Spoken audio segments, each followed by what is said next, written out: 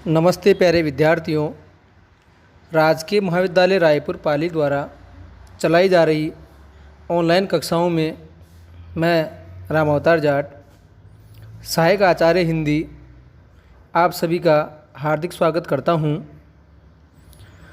स्नातक द्वितीय वर्ष के द्वितीय प्रश्न पत्र की प्रथम इकाई है हिंदी भाषा, जिसकी आज हम चर्चा करेंगे। भाषा वह साधन है जिसके द्वारा मनुष्य अपने विचार दूसरों पर भली भांति प्रकट कर सकता है और दूसरों के विचार आप स्पष्टतया समझ सकते हैं। सरल रूप में कहें तो भाषा विचारों के आदान प्रदान का एक माध्यम है। जब हम कुछ कहना चाहते हैं तो हमें कुछ न कुछ ऐसे शब्द चाहिए या संकेत चाहिए जिनको हम लिख सकें, ध्वनियाँ चाहिए जिनको हम बोल सकें।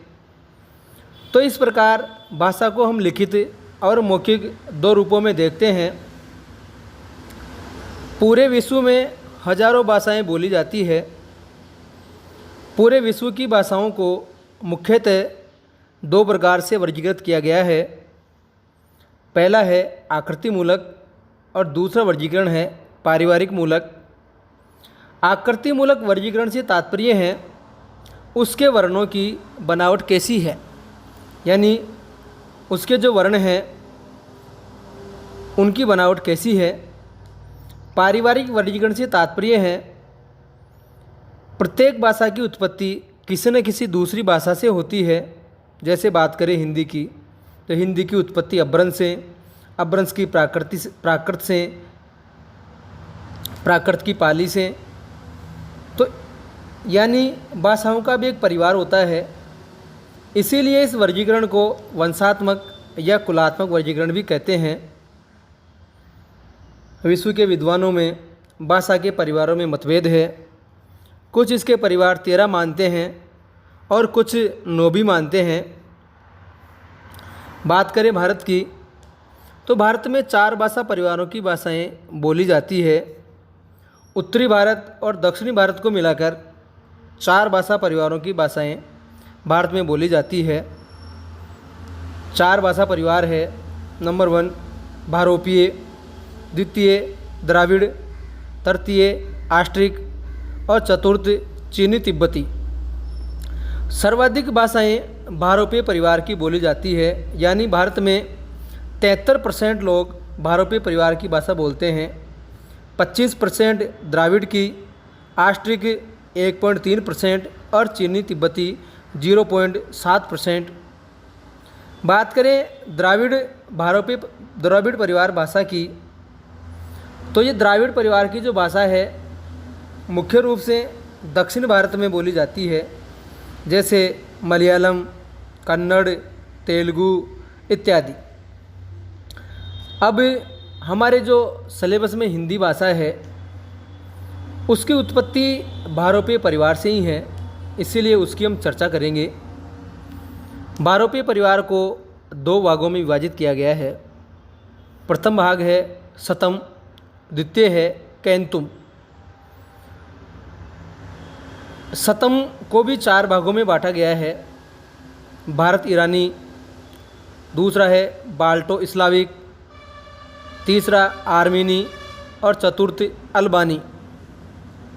भारत ईरानी के भी 3 भाग हैं, ईरानी, दरद और भारतीय आर्य भाषा।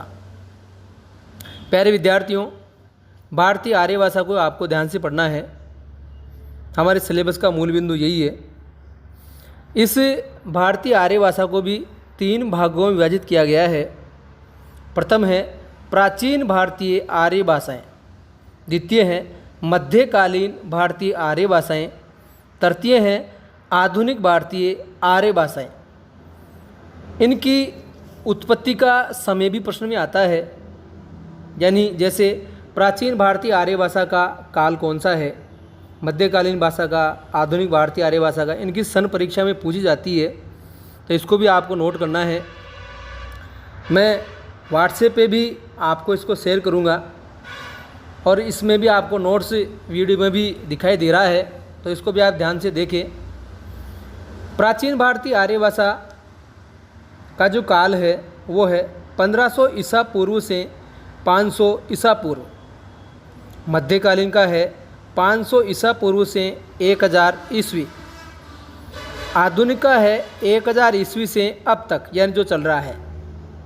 अब बात करें इनके विभाजन की, तो प्राचीन भारतीय आर्य भाषा के भी दो वेद हैं, वैदिक संस्कृत और लौकिक संस्कृत।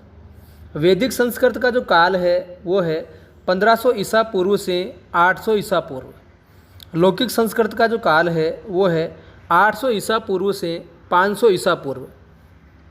मध्यकालीन आर्य भाषाएं भी 3 भागों में विभाजित है, पाली, प्राकृत, अपभ्रंश। पाली का काल है 500 ईसा पूर्व से 1 ईस्वी। प्राकृत का है 1 ईस्वी से 500 ईस्वी।